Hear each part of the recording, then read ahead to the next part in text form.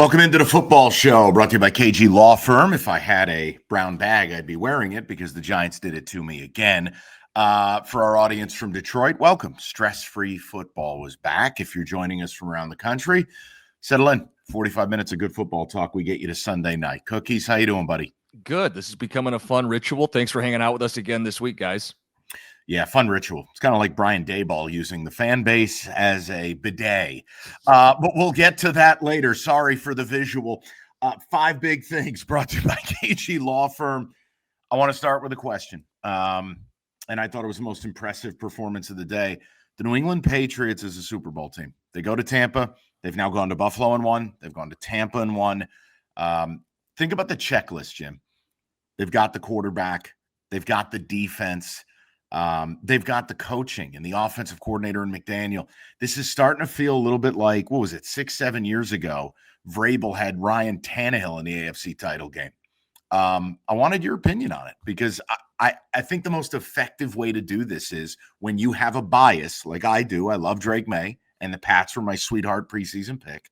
It's important to step back, let somebody else, here, you put your lenses on it. What do you make of it? Put my Dan Campbell reading glasses on and take a look at it. Whoa. Hey, moment of silence for John Morton. Look, 7 straight wins, the toe-to-toe, head-to-head, not only against the Bills in the division, but then you back it up with another road win on this stretch. Yes, they've got the best run defense in the league. They got a young quarterback taking a leap. Yeah, I see everything you're seeing, but if I may drop one but on the Super Bowl conversation. Okay, now what size of butt is this? Well, I'll let you be the judge of this. Okay. Drake May, the most sacked quarterback in football coming into this weekend. That's going to be a challenge as the moments get bigger. He did have a bad red zone pick today, picks in 3 straight games. This is not a knock on him. He's taken a big leap, but does he have the leap necessary for them to win the Super Bowl this year in the face of all that pressure? That would be the but. No, totally fair. Here's the one interesting thing, though, is like when you talk about it, 7 straight wins, your 2 biggest wins are on the road. Jim, they've got a 2-game buffer in the division because of the head-to-head. I'm starting to wonder is like, okay, those concerns, Jim, if they're playing playoff games in Foxborough, does some of that go away? Hey, maybe. Who's rolling in? Like, I guess my one thing is like, okay, and we'll talk about it. Buffalo did what they did today. You know, the Chiefs get knocked down a peg. Baltimore is going to be a good story, but I don't think anybody, not even you, has them as what they could have been preseason. You start looking around, you know, Bronco offense looks a little busted. I think I think what's interesting is this. I'm starting to feel, now this is the end of week 10. Jim, I'm starting to wonder if one of the others is going to win the Super Bowl this year. Like we started the year and it was Who are the others? Well, okay. So like we started the year, Eagles, Lions, KC, Buffalo. Does that seem fair? Yeah. Someone not in that group. Will it be a Rams? Will it be a Patriots? Will it be a Seattle? I don't know. It's interesting because you're seeing some teams make strong cases, and I know you're going to make a case for the Rams in a minute. So why don't we'll keep it moving. How about best in the NFC? Jim says you don't need to wait till tomorrow night to watch it. Well, doesn't it feel like Monday night, it's going to be a great game? It's being billed as like, this is it. There's 2 titans of the NFC, Eagles, Packers, someone will make their claim. What if the Rams are already making their claim? And Matthew Stafford did it again in a blowout win today for the Rams, who have the best record in all of football. Are they the best team in the NFC? I'd make the case they are because they've got a guy who's won a Super Bowl playing the best football of his career at quarterback. Yeah. They've got multiple playmakers. Devontae Adams, super smart addition for this team. Great route runner, understands the sophistication of the McVay offense. To go with Puka, and then you throw in this wave of defensive linemen that are young and play with reckless abandon. Mike, they're the best team in the NFC. I had a -5.5 against you, so they're the best team ever. The head-to-heads against you are becoming classic. Now, hold on. Just a week ago, I had the Bills against the Chiefs. Yeah, I know, but did we go head-to-head on Saturday too? Buddy, listen, here's the deal. I agree with you. And as much as we want to bury him, if I said to you right now who's best quarterback in football, you could at least have the conversation, Matthew Stafford. I mean, he's got, 25 touchdowns, 2 picks? 2 picks. The running game, how about Blake Corum out of mothballs, really carving out a role? It's very similar to what Charbonnet's doing in Seattle, too. So it's just kind of, they have every piece. They have every answer. Jim, again, how about this? Are they kind of like Patriots of the NFC? Like, I know he's 37, but Stafford has raised it up a level to where we know they can play with Philly. He had the ball with 2 cracks from the 18-yard line to beat him in the snow in the playoffs last year. They had a shot to kick the game-winning field goal this year. It gets blocked, returned for a TD.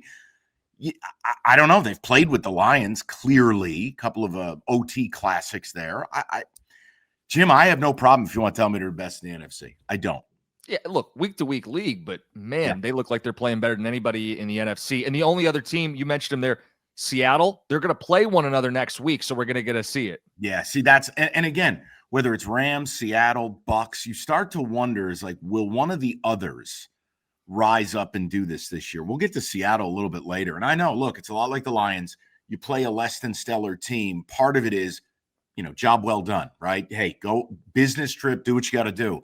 The other part of it is, okay, these guys stink. This is Seattle back-to-back weeks. They're 50-0 in the second quarter. I looked up, Darnold had 9 passes.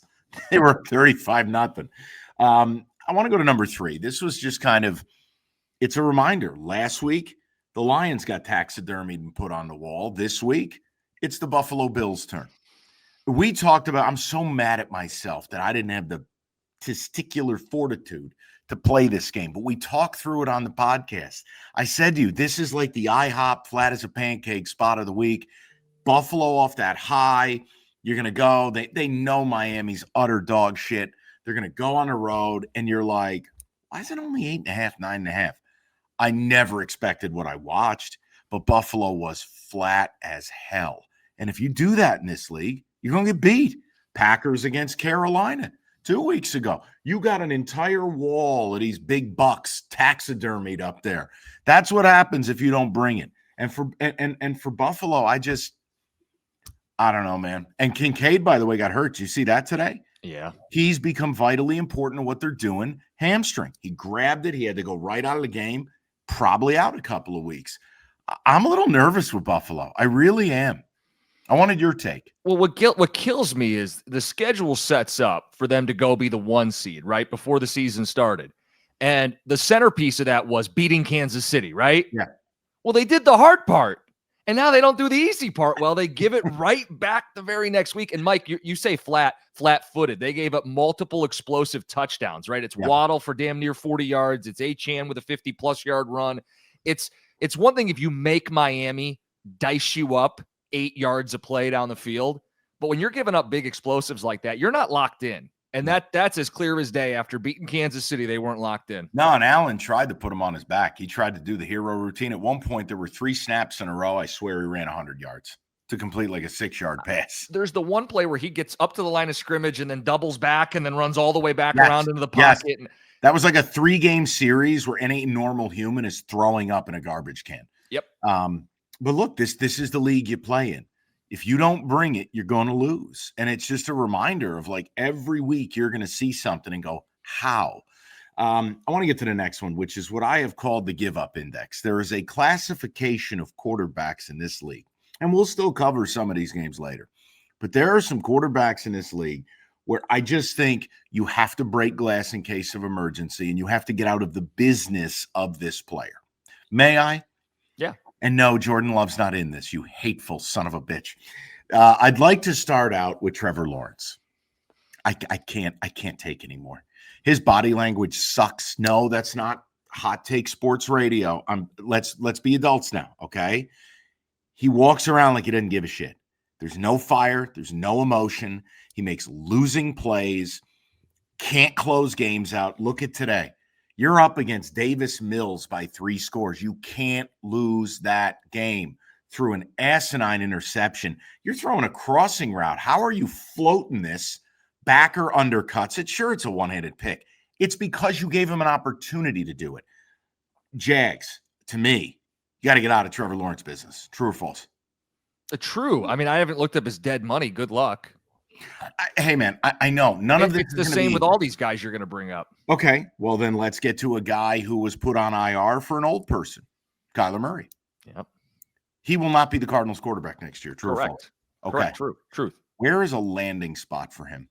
Where I is actually the was Nick looking at this Saban earlier coaching today. rehab clinic for Kyler Murray? Is there a clinic for short quarterbacks? Short rehab. It's funny you bring this up because I started thinking about who's good enough that they won't pick in the top 5 or top 10. And you know who's got 5 wins? Who also has a short quarterback that doesn't look the part? Carolina? Well, Bryce was next on the list. My notes say, stinks. The height thing matters. I'll explain. You want to just go to Bryce? Sure. Jim, I'm not kidding you. Multiple plays a game you watch, his height and frailty, it absolutely impacts things. Like today, he threw a horrible interception. You know why? There was no window there. And you damn well know he couldn't see over his guys. Like the windows of throwing between your linemen, that's what you got. That's how NFL football works. You don't see above them unless you're one of these, 6'5" behemoths. It's Jim. He barely threw for 100 yards again today. He stinks. It's just you at a certain point you stink. Yeah, okay, but do you want to get in that business with Kyler Murray? Well, but what I'm going to ask you is, of all the guys you're going to mention, is there Baker, Darnold, Daniel Jones I'll give you one in a change of scenery for any of these dudes? How about this one? You want a wild one? Yeah. Because we're going to get to it later. What about Minnesota? JJ's awful. Yeah. Kevin O'Connell. Look, it's as favorable a landing spot for any of these guys. Indoors, favorable, unbelievable sporting cast. Elite receivers, yeah. Yeah, so and again, listen, Jim, I know the mathematicians and the abacuses are flying probably in the chat, but the point is change of scenery. Last one. Tua. You know I'm right there with you. At his best, he's Goff. At his worst, he's unplayable. Yeah. Look, if you insulate him, we've seen what he can do. Now, I know, well, but he couldn't win in Kansas City in the playoffs. It was -80. The dude's from Hawaii.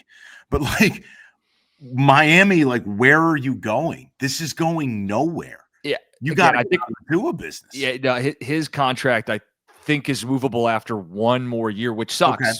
Which sucks because you're going to run back next year with maybe a new coach to get it right, but the same conclusion we're going to all reach. Let me give you the last note, and I don't want to be called a boomer by you. I need you to be mature. But I was sitting, doing some notes for this as you were and watching the Lions and then bumping around a little bit because the Lions game was horrific. But the destruction of the late window. This was a joy of America, the 4 p.m. window where you get America's game of the week. But we've had windows with 2 games, 3 games. Hey, here's an idea. Jim, we don't need a game 9 in the morning.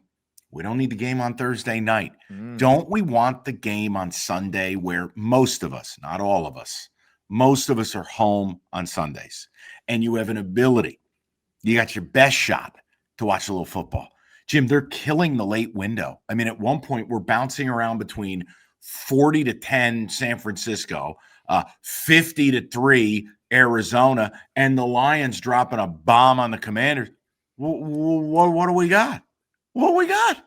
Well, what we got was a letdown. The game that was supposed to be the best game in the window was Niners-Rams, right? Those are 2 teams with winning records in the same division playing for something, and it got lopsided. Like a week ago in the same window, we get Bills and Chiefs, and no one's complaining. If your big game's not going to deliver, then what you have to do is you have to throw more out there. Quantity at that point if you're not getting quality. So where do you get it from? We don't have a Berlin game, Guten Tag. We don't need Madrid next week. Dude, I died laughing because I didn't even text you because it was maybe 45 minutes ago. I know we're doing this together. I'm like, hola. Oh, next week we're in Madrid. Here's what we're offering Europe. This ought to really bring the nations together. We offer you Dolphins Commanders. What's that? We're at war with Spain now? TSA, don't clear these guys. Just keep them home. Nobody wants that, this side of the ocean or not. Nope. Last one of the week. Let's go get a word from the sponsors, and then we got to get to the rundown. We got a zillion games to go through. Hit them with it. All right, tell you about KG Law. Someone you care about's injured in a car accident, you need KG Law. Lawrence KG and KG Law specialize in car accidents. You're going to get that personal attention to detail from someone who cares about you. Let me tell you about Lawrence KG. He's a Detroiter. He's a down-to-earth dude, and he's someone you want in your corner. He built his business doing things the right way and delivering for his clients. KG Law's won millions of dollars, 98% success rate. Check him out, 877-KG Cares. It's right there on the screen, KAJY, KGCares.com. All right, rundown brought to you by Hungry Howie's Pizza. We do start in, what was this, Berlin at the Olympia Stadio. Who cares?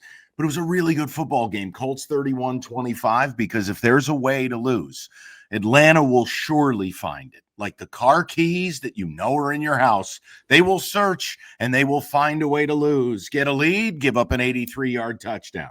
Get another lead, give up a long kickoff return and a 3rd and 21 and 4th down conversion. Oh, and OT, let's just shank a punt 17 yards or whatever it was. Look, the Colts, I think, I'm proud of the fact we were on Atlanta plus 6.5. Takes a lot of pride, takes a lot of guts, and you got to be half stupid like us to do it. But look, I think there's a little bit of concern with the Colts only in this regard. It's back-to-back weeks. Daniel Jones has gotten pressured, hit. How about him he got his teeth blown out today? He's bleeding all over his face. Look, this is the Tua convo. I think it's the Goff convo. Daniel Jones still falls into a classification of quarterback that requires protection. He's not going to be able to freewheel. They got to button that up, Jim, because Atlanta was getting after him big. 7 sacks today after 6 sacks the week before. They're 8-2. But if you just want to play, we're winning so we can ignore all our problems, fine. How about winning but far from a finished product? Yeah. Yeah, well, I told you last prediction, I don't think they're going to have one of the 3 best records in the AFC. I mean, we'll see. No. That could be one of their undoings. For as well as they've run the ball, and Jonathan Taylor another big day, I do not know if they can win with Daniel Jones making big throws in the face of pressure in the postseason. No, what Jonathan Taylor's doing is unbelievable. Unbelievable. And by the way, before we move on, are we really against leaving Atlanta in Berlin? Like I've said, just leave the loser in Europe. Come on. Listen, weren't 10% of flights canceled in major American cities? Can't we just cancel Atlanta's? Perfect. Like you're not cleared for takeoff or landing. Well, what do we do? That's a you problem. Leave them right there, Jim. Schnitzel for all. Browns and Jets. I'm so mad at myself. I wanted to take the Jets and I didn't have the guts. But listen, Jim, tough look for the Brownies. You give up 2 special teams touchdowns in like 6 minutes in the first half. The Jets at one point had run 8 plays, and they were up. The Jets passed for 54 yards and win. And congratulations, I guess. It was on at the sports bar for the Lions pregame today, and they're up. They had 14 points with 1 passing yard. I'm going, what witchcraft is going on right now? But for the Jets, it's 2 straight wins. It's a win after they sold their 2 best defensive players. And for Aaron Glenn, it's the thing that he needed, buy-in and wins. I think key, give him with the decision they made to make the trades they made, which I think you and I both loved, give him the time he needs. Maybe this can take hold. It doesn't make any sense to be one and done here. Give him time. No, I love it. The Cleveland angle, I hate saying it, Jim, it might be that time. They may need to do what you and I don't feel like dealing with. Is it Shador season? Oh. Jim Gabriel. I thought you were going to say fire Stefanski. I'm like, nah, Gabriel stinks. Okay. Stinks. No arm strength. You think Bryce is small. This guy needs a step stool to take the ball. The silver lining here, the loser's the winner, the winner's the loser. This is actually going to help the Browns draft position, so good for them. Great. Just beautiful. Yeah, I can't wait to talk Giants. Texans, Jags. Look, we highlighted it. Trevor Lawrence, a loser. I've had it. Jags jump the Texans 7 ways to Sunday. 3rd play of the game, pick. We're going to go ahead and score on that. Fumble recovery, going to score on that. Punt return for a TD. Gimme. And they manage. They're up 29-10. They give up 800 points in a 4th quarter to Davis Mills. Buddy, you know what's going to be on the highlight for the Jags? We beat the Chiefs. Because they're done. I'm telling you that's done. Here's my question. Did Houston save their season? Yes. Look, they're going to get Tennessee next week. That's a 5-5 start. Davis Mills, saved their season with a 21-0 fourth quarter run, and he runs in the touchdown, and it's aided by what you said. Trevor Lawrence on his third different head coach. They had 200 yards of offense. Done.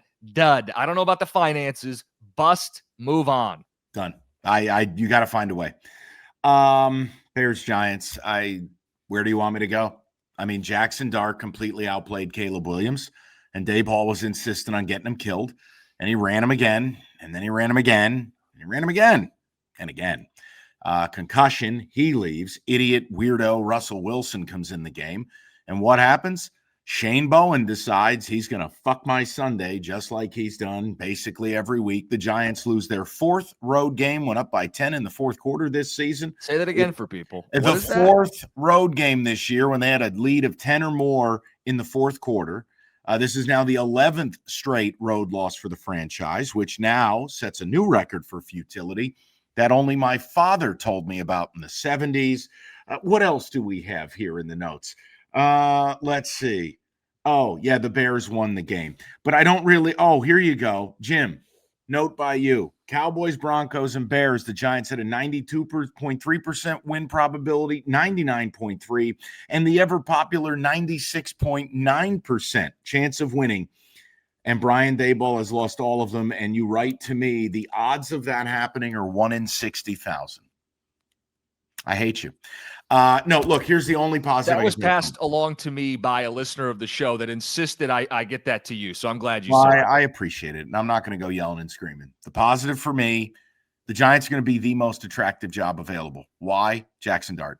It's a lot easier to find a coach than it is a quarterback. Jackson Dart's, he's a dude, Jim. They don't have any help. He ain't got nothing. And they had total game control in that game, and he was doing it on his own. You put Scatterbo back there. You put Malik Neighbors back there. You add a receiver. You could see the formations. I think that's going to be a coveted gig because someone's going to trip over their dick to coach Jackson Dart. On the Bears, can I just make an admission? Yeah, buddy. I have no idea who this team is. And I'm not trying to be like a Lions, Detroit hater. They are winning these games. But on their 4-game win streak, they were like plus 11 or 12 in the turnover margin. Complete smoke and mirrors. They are going to lose the game if Jackson Dart stays healthy. To their credit, they win. This is not me trying to take away what Chicago's doing. They're not as good as you. I know I said, hey, win 2 of 3, and I'll at least take you somewhat serious. But the way they're doing it, it's kind of Jacksonville Midwest. If we get a shit ton of turnovers, we can win games. But they don't close you out. They're in the playoffs right now. I know that. I don't feel like they are good enough to be a playoff team. But you know what, man? You win enough games. This isn't college football. The committee doesn't take away your spot. Dude, I'm not ready for Monday's podcast with you regarding the 12-team playoff. But yet I hear you loud and clear. Look, they're not the Lions. They're not the Packers. I think they are better than the next team we're going to talk about, which is Minnesota Vikings have a real problem here. It's all the more shocking they beat the Lions last week. J.J. McCarthy's terrible. Ravens win. Not J.J. McCarthy. That's 9 to you. Yeah, I think we can do away with the persona and the eye black and the goofiness. Look, I watched a lot of this game. Ravens survived the early deficit and dominate the whole way. Hey, Vikings, shout out you. 8 false starts at home. What? Let me repeat that. 8 false starts at home. Never in my life have I seen that. McCarthy was inaccurate. McCarthy threw a couple of horrendous interceptions. And I'll say this, he may not be like short, but he's slight. He looks tiny out there. Man, he gets rocked. I don't know, man. Yikes. Those interceptions, the double coverage on the one, that was the second one. And he floated it. What the hell was that? What world did he think that was getting in there? Mike, he now has 6 picks in 4 games, throwing a couple fumbles. 9 isn't exactly the player he thinks he is when he gets on the field. No, definitely not. Let's move over. Panthers, Saints. This is why I feel like we are the drop we play on the air of Tyra Banks. How dare you? I was rooting for you. We were all rooting for you. Look at what you did. Look what you did, you little jerk. Panthers, you're a favorite for the first time this season. You dump a home game in unceremonious fashion to the New Orleans Saints. Those helmets are sick. But again, Bryce Young barely throws for 100 yards. Bad fumble. Bad interception. short guy. I just, Jim, I like Canales. I like the defense they've built. I love the identity of running the football. All of this is good. They got to get out of Bryce Young business. And I think this is the offseason to do it. Now, they've won too many games to be picking at the top of the draft, which is going to put them in a creative position. But, Mike, maybe it's as simple as this. They've gone as far as they can go with Bryce Young as their quarterback. Amen. Hallelujah. Seahawks, Cardinals, not a lot to talk about. When you're up 35-0 on 9 plays, you win the game. We've already talked Rams is best in the NFC. I think Seattle deserves some consideration. They did it today. Injuries on the O-line, doesn't matter. A couple guys missing from the defense, including on the back end. Doesn't matter. And look, I'm not going to turn Arizona into anything good. I'm not. But has Arizona battled, yes or no? Oh, absolutely. Sure. They dropped a detonator on that team today. And they just keep it rolling. But here's my thing. I admit my bias. My Sam Darnold bias keeps me from taking them as serious as maybe I should. I'll let you vote on it. Well, no, hold on. We just did this, and that's what makes it so hard. I'm not telling you that his chapter has already been written and his story's over. Yeah. But we saw them win 14 games last year with this elite distribution of the football, the Kevin O'Connell, the offensive wizardry. And then when the playoffs started, they were ceremoniously eliminated immediately. I know. So here's my one thing. How do we ignore that? How do we evaporate that? We can't. I can't. And it's probably not fair because, man, is he playing? He's playing really well. No, I mean, whether it was today or the primetime Sunday night last week where the ball doesn't hit the ground. I mean, he's just surgical, and it's not gimme throws. It's downfield throws. You wonder if they can get games at home, if it would change it. Because I'm with you. But again, on the road, they're the road warriors in the regular season. I don't know. I'll just tell you, watching that game, it is. Those Seattle fans are a bunch of nerds, but they're loud nerds. Holy hell with that stadium, how loud it is. Seattle Rams next week, 4:00 to save the 4:00 window. It's perfect. Yeah, I was going to say, thank you, because Madrid will contribute to wrecking it. Rams Niners, just a quick note. Is this the end of the zombie Niners and they just continue to regress? Or did they just run into a buzzsaw today? I want your take. You know my thoughts on the Niners. I mean, it's both, right? But yeah, I thought the Niners could make the playoffs, but that was before half the team died. So I think they're done. I don't think they're making it. All right, let's get to a word from the sponsors. And we're going to talk Lions because I think we had a firing. I think we had a firing, people. Evan, hit him. Listen. Hungry Howie's got you covered football. 51% off any large, round, original, or thin crust pizza with any of your favorite toppings. So whether you're a minimalist, just like a cheese pizza, or you want to load this thing up, whatever it is, 51% off. All you need to do, go to hungryhowies.com, order up a large round for carryout, and you're good. No strings attached, no BS, no copious legal. 51% off. Go to hungryhowies.com before it's too late. It's Hungry Howie's. Lions brought to you by Moran Chevrolet. Now, let me get the stuff nobody cares about out of the way before we, Jim, your song is on to the main stage. Lions bomb the lifeless Commanders. Commanders lose 5 in a row, average of 22 a game. Good to see they kept that streak up.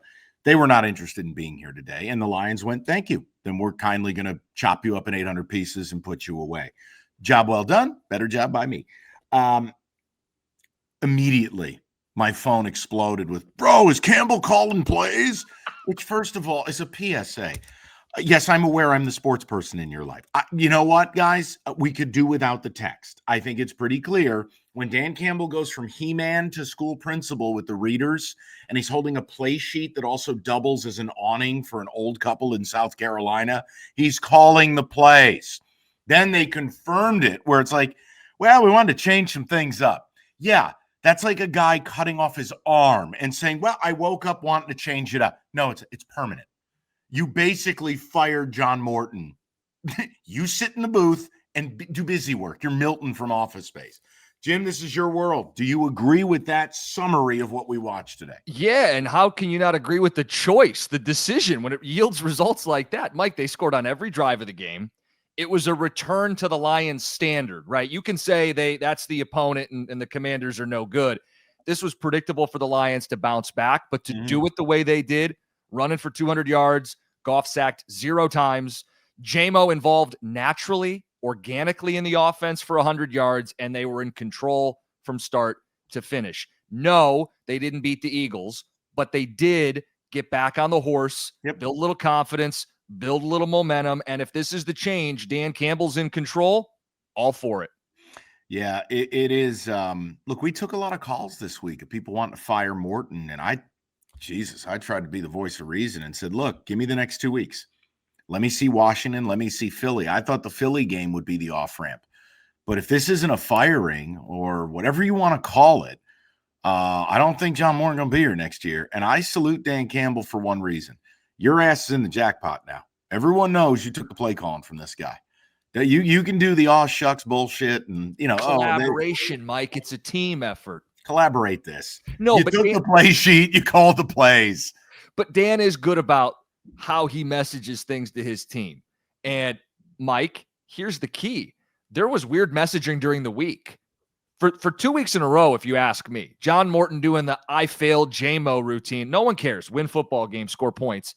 And then this week, we were losing one-on-ones. Our scheme was good, only to have the offensive lineman go, no, we got out-schemed. There was a public disconnect. So what does Campbell do? Get everybody in. We're in the foxhole. Give me the play sheet. I got this. Yeah. That's what a leader does. No, and I'm good with it because, look, next week, this is kind of the last point, okay? And everything was perfect today. Takes two to tango. Well, they're a bad team. Right, and we put 50 on them, okay? Correct. Both things are true. You played great, and you played a corpse. Fine enough. This is what good teams do to corpses, right? Bottom line is this. Next week is all the marbles because while other teams are racking up these signature wins, what do we leave the show with? New England is going on the road to Buffalo. They've gone on the road to Tampa. They've gotten those wins, right? Mm-hmm. Next week becomes the moment where the Lions either get serious about getting back in this chase for the 1 seed and being a preeminent Super Bowl team, or they're wild card fodder. Let's be real about it. If you lose next week to Philly, you could be 3 games back. You're never catching them. If you lose to Philly, hey, God forbid if the Pack win tomorrow night. Well, and then you lose to Philly, oh boy. When you say wild card fodder, it's going to depend what Green Bay does because the division may be up for grabs even if the 1 seed's not. And some of that's going to be what happens Monday, and a lot of it's going to be what happens next Sunday night when Detroit plays in Philadelphia. Yes. But if you want to look at this, Detroit's got an opportunity here. They're going to play in the next 6 weeks. They're going to play Philly on the road, Green Bay on Thanksgiving, and the Rams, who we also talked about in the open today, that one's in Los Angeles. So you want the 1 seed, you want to play one fewer playoff game, you want to have them all in Detroit, it's right in front of you. And you had to start somewhere because they hadn't played consistently. I still have concerns about the offensive line playing consistently week in and week out. Because again, and again, for people, be all sensitive, don't let facts ruin a good narrative. That was a bottom 3 defense you played today. You know what Washington doesn't do? Pressure the quarterback. But so Mike, Jim's right in what he's saying. It's not you being a hater or a doubter. I love this team. Mike, it's as simple as this. They faced a good front in Cleveland and gave up 0 sacks, right? They played Baltimore and put up 38 points and ran duo blocks and blew them off the line of scrimmage. This team has also given up heat in the last 2 weeks prior to some teams that they should have beaten, right? Yeah. The Vikings and even the Bucks, they gave up 4 sacks. This team has played inconsistently up front. And for them to win a Super Bowl, we're not moving the goalpost. That's been the goal from day one. For them to win a Super Bowl, the offensive line must be consistent. They have to run the ball. They have to protect Goff. They have to have game control. Today was step 1. But you got to do it week over week over week over week. Mike, even if they beat Philly, it's going to help for the 1 seed, but they got to do it week over week over week for me to believe they're making a Super Bowl. No, I think what I want to see now is start stacking chips, building blocks, getting this thing refined for the month of December, because basically December becomes playoff football. Maybe for this team, it starts with that Packer game, but I'm with you. You get these showdowns, you got to win a couple of them. And again, a big road win, that'd be chicken soup for the soul. I think everybody would look around and go, okay, let's go to work. All right, let me give you a word about Moran Chevrolet. We will get to the question of the week and other things. Moran Chevrolet, it is November. It is football season, tailgates, hunting trips, and more. The Red Tag sales event is happening now at Moran Chevrolet, Michigan's #1 selling Chevy dealer. Level up your tailgate and your weekend adventures in a 26 Silverado 4-wheel drive crew cab. Perfect for hauling gear or maybe your game day stuff, Or hell, maybe you're just driving to the middle of the woods. I don't know. $189 a month, 0 down, GM employees and immediate family members. You need something more compact. They got the 26 Equinox LT, $279 a month, $999 down for GM employees and immediate family members. They make it simple. They make it stress-free. Go to MoranExpress.com or stop by on Gratiot, just north of 15 Mile in Clinton Township. Moran Chevrolet, where you always get the best price, period. Chevrolet, together, let's drive. All right, your C4 Energy question of the week brought to you by C4 Ultimate, available in 3 new flavors. Shout out Cherry Bomb Frost. That is my Friday delight. And I'm going to tell you, I demand better. That's all I'm going to say. I demand better of these questions because I feel like we're getting screwed with. Last week, it was some wacky trade question. People, do me a solid.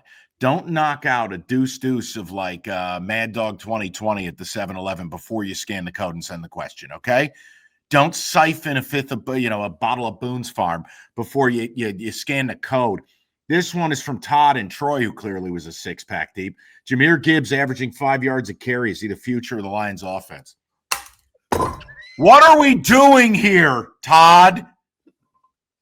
Mike, guy's an old pro running back. What the hell kind of question is that? Mike, can I take this one on a day where the guy is the half the offense?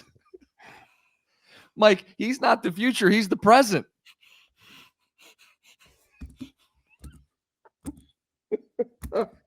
Hey, Mike, here's my C4 question. Was paying Sewell a good idea? It's from Jim in Royal Oak. Right. Yes, Jahmyr Gibbs is the present and the future of this offense. Now, not forever because running backs have a shelf life, but the fact that he can run between the tackles, you can get him outside in space, you can throw him the football. He goes angle route, Texas route for a touchdown to start the game today. Yes, he is the offense. He is what takes them from good to great. When he's getting the ball in space, he's doing things that very few running backs in football can do. Can I save this? Since Todd apparently decided he wanted to knock out 4 tall boys before scanning the code.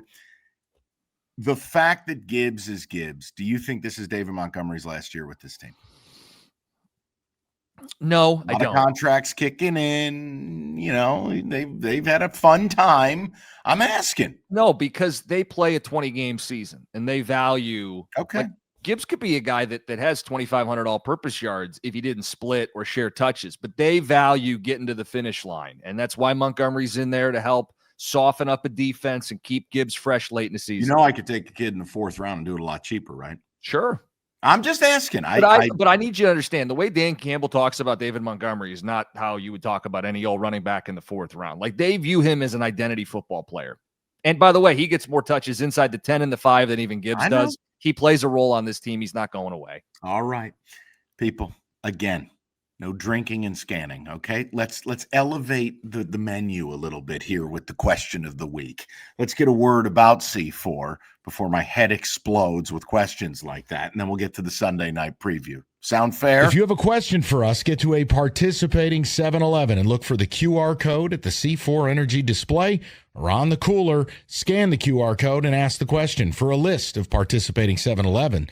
Find the list and contest details at 971theticket.com. C4 Energy is the energy drink you need. 200 milligrams of good caffeine in the performance or 300 in the ultimate energy. And C4, it's not your traditional energy drink. It's next level, sugar-free, made for athletes.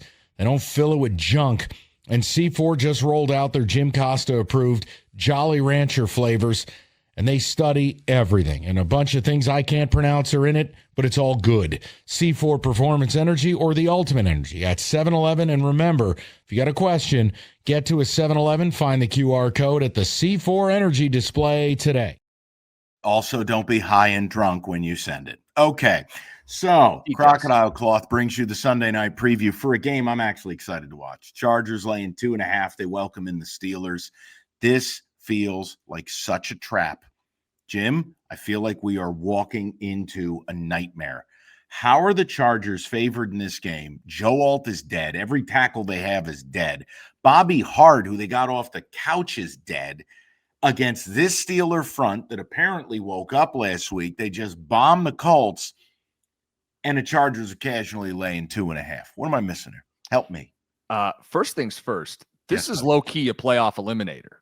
Yeah. Feels right? like I mean, these are two teams that are going to be in the wild card race at the end of the year, and a game like this could well decide who ends up as the 7th seed in the AFC. And you're right. I think that the Chargers are in a world of hurt right now. This is a tough matchup. Is it? It can't just be home. Yeah, but it's slight favorites at home. Like, I think it's tricky the other way. I don't trust the Steelers going on the road either. And you're only getting 2.5. You know, the issue is going to be is how do they block it up? That's the problem. And look, Justin Herbert's amazing, but my God, the pressure they give up to bad fronts. What the hell are they going to do against these guys? And think about it. They were active at the trade deadline. They brought in Trevor Penning, who was the starting left guard for the Saints. Not a very good Saints O-line. And Penning, a barf bag. No, yeah. Penning had been kicked into guard because he couldn't stick at tackle, the position he was drafted to play. Well, the Chargers are going to make him a tackle. Yikes. And we've seen it with the Lions. When you lose up front, everything starts to cave in. Now, Herbert's more athletic than Goff, but the same principle applies. You can't play pass. You are in 3rd and long. Your running backs don't get to the second level untouched. And for Harbaugh, who wants to play physical, you lose. Your sword's dull. You're not going very far. How nervous are you with this Ravens take you've had that if the Steelers win tonight, it's going to make that task that much tougher? No, it's still 2 games and they're going to play twice. Okay, boy, I love the confidence. I do. I love it. You're committed to this take. Yeah, one thing I want to see too, to nerd out for a second here for Sunday Night Football, the Steelers run the league is very zigzag, right? We've seen air it out, spread, passing concepts. Yeah, the Steelers have gone heavy. Like multiple tight ends, offensive linemen, condensed formations, and they have like one real receiver in DK Metcalf, and here they are at 5-3. So how do the Chargers match up? Do they go heavy? Does it end up getting kind of bogged down? I think that's going to be a fun little nerd X's and O's thing to watch tonight. Who do you like? I think I like the Steelers. You're going to walk right into it, huh? I don't love the Steelers. Yeah, it's not love. Like I loved Atlanta. I love the Rams, especially because I figured out I was going against you. That was exciting for me. This is like not love. Be a lean to the Steelers. I don't think I'm getting involved with it, to be honest with you. I've had a good day. 3-1. Was 5-2 yesterday. Leave me alone. I just want to relax. Am I allowed to do that? Am I allowed to just sit and watch a damn game, please? Yes. But yeah, I'd lean to the Steelers. But I hate Aaron Rodgers. There's something I just can't root for him. His face bothers me. It's kind of a battle of weirdos too, right? Like Harbaugh against Rodgers. Yeah, but like Harbaugh in the NFL, I can root for him. I don't care. If Harbaugh coached the Giants, I wouldn't care. He's a cheating scumbag. I'd be good with it. It doesn't matter to me. But he's a weirdo. He's like a football weirdo, but he's a weirdo. Yeah, no doubt. All right, Steelers, take the 2.5 or 3 if you can find it. Jim, tell them about Crocodile Cloth, will you please? All right, your Sunday Night Football preview is always brought to you by Crocodile Cloth. You've heard us talking about this. This is the do-it-all solution for life's toughest messes. Crocodile Cloth Grill. Yeah, I know there's snow on the ground, but if you're one of these guys that likes to grill all year, pick up the Crocodile Cloth or get yourself stocked up for when the weather gets nicer. Crocodile Cloth Grill is made for grillers, outdoor entertaining, all of it. They're tough cloths. 10-inch by 15-inch. They stay wet a long time. They're going to power through any of that caked-on grease and food. Crocodile Cloth can clean your cooler, your outdoor furniture, and anything that gets messy at the tailgate or cookout. So go to crocodilecloth.com/football show. Check out a tailgate bundle and a free gift. As they say at Crocodile Cloth, go ahead, get messy. All right, did we miss anything? We did not, people. Same time next week. Enjoy your football. Enjoy Sunday night. Should be a good one. We'll talk to you next Sunday night. Cookies, nice job by you. Better job by me. Go Rams, go. We'll see you guys later.